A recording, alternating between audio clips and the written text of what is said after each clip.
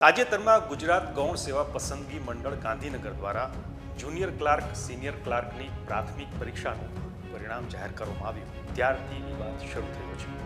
ઉમેદવારોમાં રોષ ફેલાયો છે અને આ રોષ એ હવે આંદોલન બને તો નવાઈ નહીં, કારણ કે વિદ્યાર્થી નેતા યુવરાજસિંહ જાડેજાએ આ પરીક્ષાના પરિણામ અને એમાં વાપરવામાં આવેલી વિવાદાસ્પદ CBRT પદ્ધતિ છે એને લઈને મહત્વની વાત કરી છે, એની વિગતે વાત કરવી છે આ વિડીયોમાં।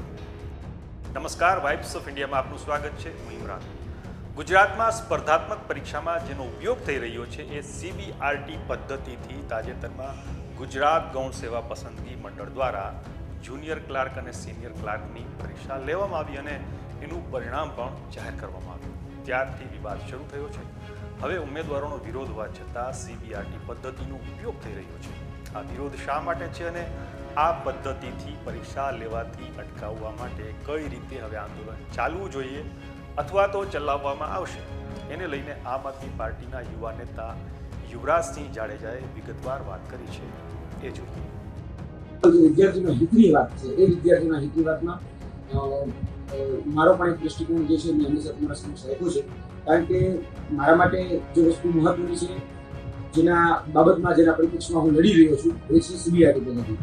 હું એવું બિલકુલ નથી કે ફોરેસ્ટના ઉમેદવારો હોય કે પછી CCના ઉમેદવારો હોય એના તરફેણમાં જ વાત કરું છું, ના, મને વાંધો છે CBRT પદ્ધતિ જે નોર્મલાઇઝેશન મેથડ ગુજરાતની અંદર એપ્લાય કરવામાં આવે છે ત્યાં મને વાંધો છે। એટલે નોર્મલાઇઝેશન મેથડને કારણે જે વેરિએશન જે જોવા મળી રહ્યું છે, મેં સ્ટાફ સિલેક્શન પણ આપેલી છે, OBPS પણ આપેલી છે, એટલે મને ખ્યાલ છે કે એ કઈ પ્રકારે એનું નોર્મલાઇઝેશન થતું હોય છે અને જે નોર્મલાઇઝેશન થાય છે એમાં વેરિએશન બહુ રહેતું નથી, પરંતુ અહીંયા વેરિએશન બહુ જોવામાં આવે છે। લગભગ જે ફોરેસ્ટ બીટગાર્ડ છે એમાં વેરિએશન જોવા જઈએ તો 50 થી 54 માર્કનું વેરિએશન થયું અને CC જે છે એમાં 20 થી 30 માર્કનું વેરિએશન થયું।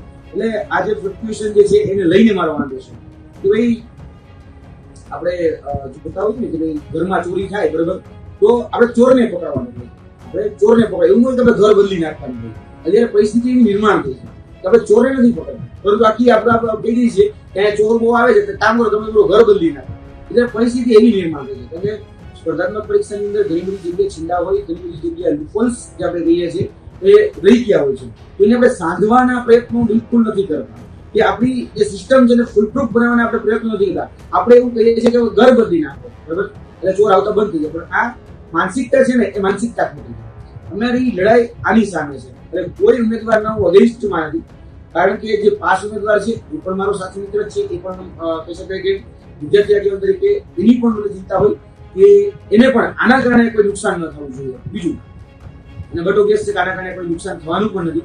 જે ડિમાન્ડ ઓલરેડી વિદ્યાર્થીની છે એ જ છે કે ભાઈ GPSC પેટર્ન જેનું રિઝલ્ટ જો બનાવવામાં આવે તો મહત્તમ ઉમેદવારો જે છે, બરાબર, એ ઉમેદવારોને આમાં પરીક્ષા આપવાની તક મળે અને જો મુખ્ય પરીક્ષા આપવાની તક મળશે તો આગળના દિવસોમાં આ ઉમેદવારોની મેરિટ યાદીમાં નામ આવવાની શક્યતાઓ રહે, કારણ કે જો મુખ્ય પરીક્ષામાં જ એન્ટ્રી નહીં લે તો મેરિટ યાદીમાં કઈ રીતે આવશે। એટલે આ જે આપણે કહી શકીએ કે મેરિટ યાદીમાં 85 ની નીચેના માર્કના જે કટ ઓફ જે હોય, અલગ અલગ કટ ઓફ છે, તો એ કટ ઓફથી નીચેના માર્કના જે ઉમેદવારો છે એ એની આગળના છે, એની વેગના છે।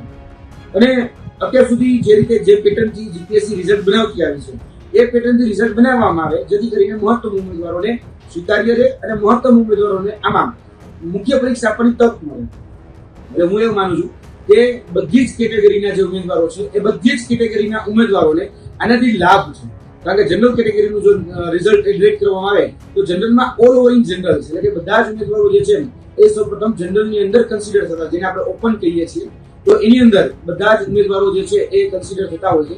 એટલે એમાં બધા જ ઉમેદવારો જે છે, બધી જ કેટેગરીના જે ઉમેદવારો છે એને આમાં ફાયદો થવાનો છે, કારણ કે બધા જ કોમન ઉમેદવારો છે અને જો જગ્યામાં એટલે કે જે અત્યારે જેટલા ગણા પાસ કર્યા છે એનાથી વધારે ગણા પાસ કરવામાં આવે તો એક સારી હેલ્ધી કોમ્પિટિશન પણ થઈ શકે, જે સરકાર છે એને પણ સારા અધિકારીઓ મળી શકે, કહી શકાય કે માસ લેવલ ઉપર આની એક્ઝામ લેવાય તો એમાંથી જે પ્રક્રિયાઓ છે, ખાસ કરીને જોવા જઈએ તો ગ્રુપ બીની પ્રક્રિયા આપણે બધા જ જાણીએ છીએ કે MCQ બેઝની છે, એટલે તેમાં હવે CBRT પદ્ધતિનો તો વિરોધ થઈ જ ગયો છે અને CBRT પદ્ધતિનો વિરોધ થયો છે તો એ હવે કોઈ રહેવાની સંભાવનાઓ જ નથી કે CBRT પદ્ધતિને કોઈ પણ સંજોગોમાં રહે। અહીંના જે કામ છે ને એ બુદ્ધિજીવીઓનું કામ છે। જે મેરિટ યાદી અત્યારે તૈયાર થઈ છે એમાં નોર્મલાઇઝેશનનો જે મુદ્દો છે એ નોર્મલાઇઝેશનના મુદ્દાને અમે ચેલેન્જ કરી રહ્યા છીએ કારણ કે આ નોર્મલાઇઝેશન જે સીબીઆઈટી પદ્ધતિને કારણે જે આ પ્રક્રિયા જે છે બરાબર છે, એ પ્રક્રિયાને કારણે જે સમાન માપદંડો હોય એ જળવાતા નથી, એ સમાન તક કે સમાન હકની જે વાત આવે એ જળવાતી નથી. એને કારણે અમે આ સીબીઆઈટી પદ્ધતિ જે છે એનો વિરોધ કરી રહ્યા છીએ. વ્યક્તિગતપણે હું તો સીબીઆઈટી પદ્ધતિનો વિરોધ કરું જ છું. અમારી ટીમ પણ આની સાથે સંકળાયેલી છે. જ્યાં પણ સીબીઆઈટી પદ્ધતિની પરીક્ષા લેવાનું આયોજન થશે ત્યાં અમે અમારો વિરોધ એ દેખાડવાના છીએ. જ્યાં પણ અમારે પ્રદર્શન કરવા પડે, જે પણ ભાષામાં જે પણ લોકો સમજશે, જે પણ અધિકારીઓ સમજશે કે જે પણ સંસ્થાઓ સમજશે, અમે એની ભાષામાં એને જવાબ આપવા માટે તૈયાર છીએ. કારણ કે દરેક વખતે જે એક્સપેરિમેન્ટ કરવામાં આવે છે એ વિદ્યાર્થી પર જ કરવામાં આવે છે. જે તે સમયે જે તે બાબતો સામે લાવવામાં આવી ત્યારે એવું અપેક્ષાઓ રાખવામાં આવી હતી, એવી શ્રદ્ધાઓ રાખવામાં આવી હતી કે આ પરીક્ષા પદ્ધતિના કારણે જે આ આખું જે આયોજન છે એ ખૂબ પારદર્શિતા પૂર્વકનું રહેશે, ખૂબ સુચારું રહેશે, બધા વિદ્યાર્થીઓ લાભમાં રહેશે. પરંતુ ન પારદર્શિતા પૂર્વકનું રહ્યું, ન સુચારું રહ્યું કે ન બધા જ વિદ્યાર્થીઓના લાભાર્થી બન્યા. હવે જે નસીબના બળિયા હતા એના લાભાર્થી બન્યા અને જેના નસીબ કાઠા હતા એ 75 માર્ક લાવી, જે રો માર્ક કહેવાય, એ 75 રો માર્ક લાવી અને મેરિટમાં આવી નથી એવા પુષ્કળ દાખલાઓ પણ છે. સિસ્ટમનો વિરોધ કરીએ છીએ. જે પણ મારા સિસ્ટમના વિરોધમાં સાથ સહકાર આપવા માંગતું હોય એ ખુલ્લું પ્લેટફોર્મ છે, તમે આ સાથ સહકારને સહયોગ આપી શકો છો. આગળની જે લડાઈ છે એ વિદ્યાર્થીઓ જે માધ્યમથી જે રીતે લડવા માંગે છે એમાં અમે તમામ વિદ્યાર્થીઓની પક્ષે રહીશું અને બધા જ વિદ્યાર્થીઓને મહત્તમ લાભ થાય એ જ અમારી માંગણીઓ રહેશે. અમે કોઈ જગ્યાએ એક પક્ષીય માંગણી એ બિલકુલ નહીં રાખીએ, કારણ કે પાસ થયેલા ઉમેદવાર એ મારા પણ ભાઈ બહેનો છે, મારા પણ એ મિત્ર વર્તુળના લોકો છે કે જે પાસ થયા છે, એનું પણ ખરાબ ન થાય અને એને પણ સમાવી અને બીજા અન્ય ઉમેદવારોનો સમાવેશ કરી એક હેલ્ધી કોમ્પિટિશન થઈ શકે. કેમ કે અત્યારે જોવા જઈએ તો પૂરેપૂરી દાળ બગડી રહી છે, તો આ દાળમાં પણ અમે હજી સુધારાના અવકાશો જોઈ રહ્યા છીએ. અમને હજી પણ એવું લાગે છે કે ભાઈ આમાં સુધારો કરવો હોય તો થઈ શકે એમ છે. એના માટેના પ્રયત્નો એ અમારા ગ્રાઉન્ડ લેવલ ઉપર ચાલુ છે.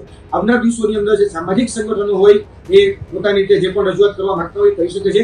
વિદ્યાર્થીઓએ આજે બીજું ઝડપ્યું છે કે અમે અમારા જનપ્રતિનિધિઓને વર્તમાન જે બાબતો છે એ બાબતની રજૂઆત કરીશું અને એ બાબતની રજૂઆતમાં અમે એમની સહમતિ લઈ અને આદરણીય ભૂપેન્દ્રભાઈ પટેલ છે એમના સુધી અમે અમારી વાત પહોંચાડીશું. તો એમને પણ મુબારક, કારણ કે જે પીડિત વર્ગ છે એ પીડિત વર્ગે પણ સામે ચાલીને વાત મૂકવી જ પડશે, કારણ કે એનાથી જ વજન બનશે. જે વિદ્યાર્થીઓના શુભ ચિંતકો છે, શુભેચ્છકો છે, એમનું પણ કેવું એવું છે કે ભાઈ તમે આમાં સીએમ સાહેબને ભરતી બોર્ડના અધ્યક્ષ સુધી જો આ વાત પહોંચાડો તો ખરેખર આમાં સોનામાં સુગંધ વળી શકે એમ છે. બરાબર, કારણ કે જે રિઝલ્ટ અત્યારે આપવામાં આવ્યું છે એ રિઝલ્ટમાં ચોક્કસપણે વિદ્યાર્થીઓને મહત્તમ લાભ થઈ શકે એવી પ્રબળ સંભાવનાઓ રહેલી છે અને એ નકારી કાઢાય એમ નથી. એટલે દરેક ઉમેદવારે પોતાની પીડા સમજી અને આગળ આવી અને રજૂઆત કરવાની છે. યાદ રાખવાનું છે, તમે જ તમારા જીવનના એ ચિત્રકાર છો. તમારા જીવનનું ચિત્રકાર બીજું કોઈ છે જ નહીં. તું જ તારો દીવો થા. સોમવારે અને મંગળવારે જે લોકોને એવું લાગી રહ્યું હતું કે ભાઈ આના કારણે અન્યાય થયો છે, એ તમામ પ્રકારના સામાજિક સંગઠનો જે છે એ સામાજિક સંગઠનો એસસી, એસટી, ઓબીસી, જનરલ એ તમામ સંગઠનો ભેગા મળી અને સરકારમાં રજૂઆત કરવા માટે જવાના છે. જેમને પણ એવું લાગી રહ્યું છે કે આને આ જે રિઝલ્ટ આપ્યું એને કારણે સમાજના જે ઉમેદવારો છે એને મોટે પાયે નુકસાન થઈ રહ્યું છે, તો એ પોતાના સમાજના હોદ્દાની રૂહે, બરાબર છે, સમાજના મુદ્દીના રૂહે એ પોતાની વાત એ સરકાર સમક્ષ રાખવા જવાના છે અને એ સામાજિક રીતે લોકો જે જવાના છે. તો ત્યારબાદ જે ઉમેદવારો છે એ ઉમેદવારો પણ આજે જયારે અહીંયા ઉપસ્થિત જે ઉમેદવારો હતા તો તેમનું કેવું પણ હતું કે ભાઈ આપણે આપણા જે જનપ્રતિનિધિ છે જનપ્રતિનિધિના માધ્યમથી મુખ્યમંત્રી સુધી વાત પહોંચાડીએ. તો આજે એ પણ ચર્ચા થઈ છે કે ભાઈ જો બધી જ જગ્યાએથી આ વાત મુખ્યમંત્રી સુધી પહોંચાડવામાં આવે અને મુખ્યમંત્રી જે છે એ સુઓ મોટો લઈ એટલે સ્વતઃ સંજ્ઞાન લઈ અને એની પાસે રહેલા જે રાઇટ્સ અને એની પાસે જે રહેલા જે પાવર્સ છે એનો ઉપયોગ કરી અને ભરતી બોર્ડને જો સૂચન કરે તો આમાં બધી જ બાબતોમાં અવકાશ રહેલો છે. બધી જ બાબતોમાં જે કહી શકે કે વિચારી શકાય અને બધી જ બાબતોમાં વિદ્યાર્થીઓની તરફેણમાં આનું પરિણામ આવી શકે એના માટેના સંપૂર્ણ પ્રયત્નો થઈ રહ્યા છે. એટલે સામાજિક સંગઠનો જે છે એ પણ પ્રયત્નો કરી રહ્યા છે. તેની સાથે સાથે વિદ્યાર્થીઓ પણ આજના દિવસથી પ્રયત્નો ચાલુ કર્યા છે કે જે પોતાના જે જનપ્રતિનિધિ છે જે પણ વિસ્તારમાંથી આજે ઉમેદવારો ત્યાં ગૌણ સેવા પસંદગી મંડળીએ ઉપસ્થિત થયા હતા એ જનપ્રતિનિધિના જે લેટરપેડ છે એ લેટરપેડ ઉપર સહમતિ પત્ર એ લેવાના છે. જે પણ આગેવાનો જે છે બરાબર પોતાના વિસ્તારના એ આગેવાનોના લેટરપેડ ઉપર સીબીઆઈટી પદ્ધતિ રદ કરો. જે સીસી જે મુખ્ય પરીક્ષા છે એમાં મહત્તમ ઉમેદવારોને તક મળે, જીપીએસસી પેટર્નથી આ રિઝલ્ટની ગણતરી થાય, એ પ્રકારના મુદ્દાઓ સાથે એ ઉમેદવારો પોતાની માંગણી પોતાના જનપ્રતિનિધિઓના માધ્યમથી મુખ્યમંત્રી સુધી અને જે ભરતી બોર્ડના અધ્યક્ષ છે એમના સુધી પહોંચાડવાના છે અને દરેક ઉમેદવાર આમાં જે હાજર હતા એ ઉમેદવારે પોતાની સહમતિ બતાવી છે અને એ ઉમેદવારો આ કરવાના છે. હવે આવા જે પીડિત ઉમેદવારો છે એ પીડિત ઉમેદવારો આગળ આવી સીબીઆરટી પદ્ધતિ પણ રદ કરવા માંગે છે. સીસી જે પરીક્ષા અત્યારે જે એક્સપેરિમેન્ટ સરકાર દ્વારા કરવામાં આવ્યો એ એક્સપેરિમેન્ટ ફેલ સાબિત થયો છે, છતાં પણ એમાં શું સારું થઈ શકે, કોઈ પણ ભરતી પ્રક્રિયા અવરોધક ન બને અને કોઈ પણ ભરતી પ્રક્રિયાને પડકારવામાં ન આવે, કોઈ પણ ભરતી પ્રક્રિયા જે છે એમાં કોઈ ચેલેન્જીસ ન પેદા થાય અને આમાં વગર ભરતી પ્રક્રિયા રદ કર્યા વગર અને એક સુનિયોજિત રીતે સારું એવું આમાં સુચારું એક આયોજન થઈ શકે તો તેના માટેના પ્રયત્નો થઈ રહ્યા છે. હવે હું જે વાત તમારા સમક્ષ રાખી રહ્યો છું એ તમામ વિદ્યાર્થીઓનો ઓપિનિયન છે અને બીજું કે ભરતી બોર્ડના જે ખરેખર વિદ્યાર્થી હિતેચ્છુ જે અધિકારીઓ છે એમના પણ સૂચનો છે કે આપણી જે વાત છે, આપણી જે અત્યારે જે માંગણીઓ છે એ મીડિયાના માધ્યમથી હોય કે પછી જનપ્રતિનિધિના માધ્યમથી હોય કે આપણા સામાજિક આગેવાનના માધ્યમથી એ મુખ્યમંત્રી સુધી પણ પહોંચવી જોઈએ અને મુખ્યમંત્રીની સાથે ભરતી બોર્ડના સર્વોચ્ચ જે અધિકારીઓ છે એ અધિકારીઓ સુધી પણ પહોંચવી જોઈએ, જેથી કરીને આની અંદર વગર કોઈ અડચણ એમાં નિરાકરણ લાવી શકાય, વગર કોઈ અડચણ. હવે જે બુદ્ધિજીવીઓ છે એ આ વાતને સમજી શકશે, બાકી જે ટ્રોલરિયા છે એ કદાચ આ વાતને નહીં સમજી શકે, કારણ કે બધી જ વાતમાં નેગેટિવ સેન્સ લઈને જ ચાલુ હોય છે. એટલે જે ખરેખર અધિકારી બનવાને લાયક છે, જે કર્મચારી બનવાને લાયક છે એ કદાચ આ વાતને કન્સિડર કરી શકતો છે અથવા તો કહી શકે કે પચાવી શકતો હશે.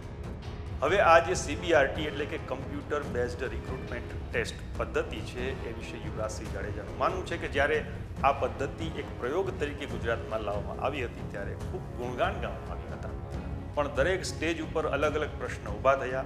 કોઈ જગ્યાએ ટેકનિકલ ખામી, તો કોઈ જગ્યાએ ભાષાંતરની ભૂલ, તો કોઈ જગ્યાએ માર્ક્સના ભેદભાવ વગેરે. આ પદ્ધતિથી ગુજરાત રાજ્ય સરકારની જેટલી પણ પરીક્ષા લેવામાં આવી ત્યાં ફરિયાદો ઉઠી છે. સરકારે સમજવું જોઈએ કે આ પ્રયોગ ગુજરાતમાં નિષ્ફળ નીવડ્યો છે. આ પદ્ધતિથી સેન્ટ્રલની પરીક્ષા લેવાતી હશે એમાં ના નહીં, પણ એમાં સંખ્યા કરોડોમાં હોય છે. 3-4 માર્ક્સનું વેરિએશન જોવા મળે. ગુજરાતની જેમ 30-40 માર્ક્સનું નહીં, ગુજરાતમાં ઓછી સંખ્યા અને વધારે પડતી શિફ્ટમાં લેવામાં આવતી પરીક્ષામાં આ પદ્ધતિ કારગર નથી નીવડી. ત્યારે ગુજરાતમાં સીબીઆરટીનો વિરોધ હોવા છતાં આ પરીક્ષા પદ્ધતિનો ઉપયોગ છે એ બંધ નથી કરવામાં આવ્યો. હવે આ મુદ્દે રાજ્યમાં આવનારા દિવસોમાં આંદોલન શરૂ થાય તો નવાઈ નહીં. આ વિશે તમારું શું માનવું છે અમને કોમેન્ટ કરીને જણાવજો અને આવી જ અપડેટ્સ માટે જોતા રહેજો વાઇબ્સ ઓફ ઇન્ડિયા. નમસ્કાર.